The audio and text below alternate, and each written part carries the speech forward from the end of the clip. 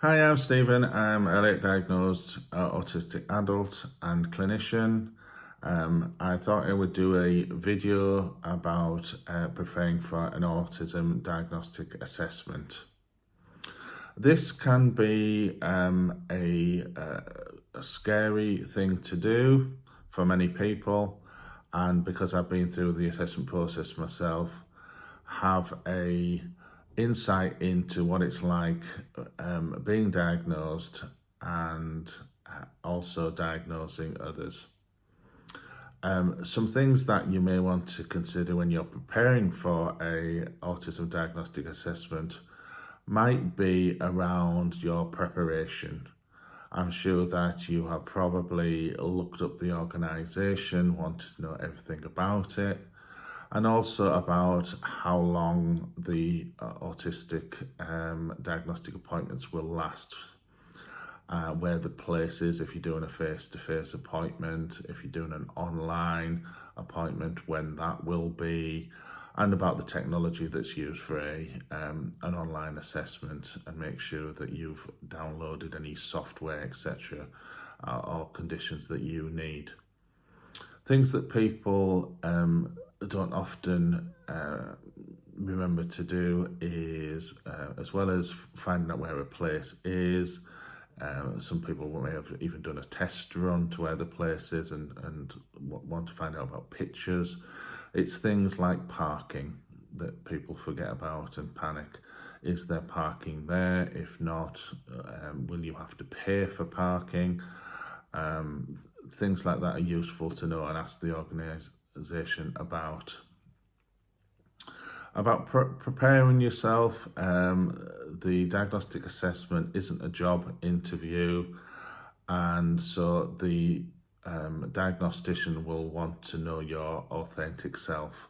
So if you're highly masked and go into it thinking it's very formal and you must sit up and give eye contact, this is not what the diagnosticians want you to be. They want you to be your authentic self. You do not have to give eye contact.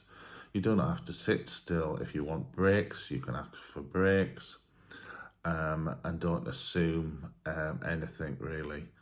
If you want to take some information with you, that can be useful just in case you freeze in there, and make sure that you want to tell people exactly about yourself. Again, being highly masked, you also might think, what is the right answer that I have to give? There's no right answer or wrong answer. If you're a particular perfectionist and examines everything that you say, and hopefully the diagnostician will make you relaxed enough to be yourself. Often organisations will allow fidget, things that you can fidget there, and also sometimes people will allow people to sit in the appointment, or even have other things like support dogs. But it varies on each individual organisation, so please ask beforehand. It's also useful, I found, to see pictures of people, the clinicians you're going to see, because the more you are prepared for it, the more that you can adjust your brain in that way. If there's more than one appointment, you want to know exactly when you leave, what's going to happen next, how long it's going to be before your next appointment, etc. So please ask these things. Not all organisations will be prepared for this, and they can be different. If you have looked things up on the internet, social media, etc., some assumptions that a diagnostic assessment will go in a particular way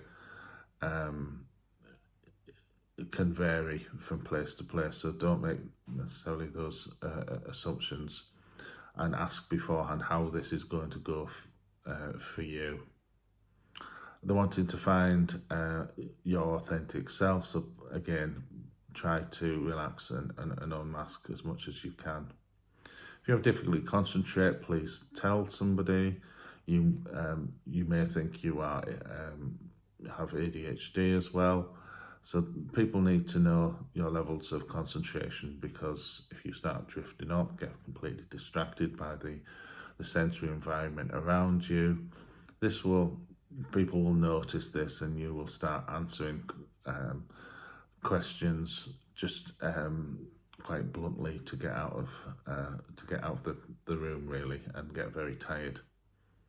You will be very tired, so preparing yourself for after the assessment is important. Make sure that you have something to decompress, something pleasurable after the appointment. If you are working and can afford to take the time off after an appointment, please do, because you might be tired, emotionally, mentally exhausted for that. If you need adjustments, you're physically unwell, have any physical health conditions, please ask for those adjustments. Some organisations may ask that question and offer, some may not. There may be some particular activities or tests, tasks, whatever people want to call it, in the appointment. These aren't designed to trick you, they're just designed to see how you tackle them and how you think. Some of them may seem completely pointless and you can't figure them out, and some may even seem quite childish. But there is points to these, and you can ask later on, what was the point of that? People are not trying to catch you out, and again, being your real self, that's what people want to know. You may be worried also about being judged in a diagnostic assessment appointment, but remember, the diagnosticians, I've heard lots of stories before, and you probably won't shock them in the way that you think. And this is what they want to hear, how you function, really, and how you may have been hiding these thoughts and difficulties. Sometimes in diagnostic appointments, from myself being a diagnostician, people have said things that they've never said to other people before because they've been hiding. It's also good to start thinking about what you were like as a child, and trying to gather some of those memories. You might think that you can't remember, but you probably can remember some very specific things of how you felt as a child, what sort of things that you used to play with, or did you have any friendships, and what were those like? People will ask you these things. It can be quite a vulnerable place to be, but you will get through this, and it can be an opportunity to say how you are, really, and it might be an opportunity. It could be a time where you're able to express yourself, and you won't be judged by that. It's a positive thing getting an autism diagnosis, and you may get some good answers of why you have felt different, and this is the time to say those things.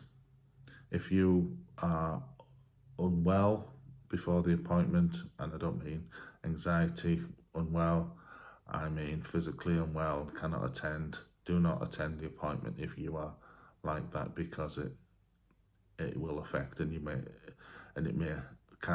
have to be, the appointment might have to be cancelled because of that, because you're not being your usual authentic self. People take into account though that you will be very anxious on the day, and you may not have slept, for example. So look after yourself, you'll get through this, take care of yourself, and good luck in your appointment. Bye.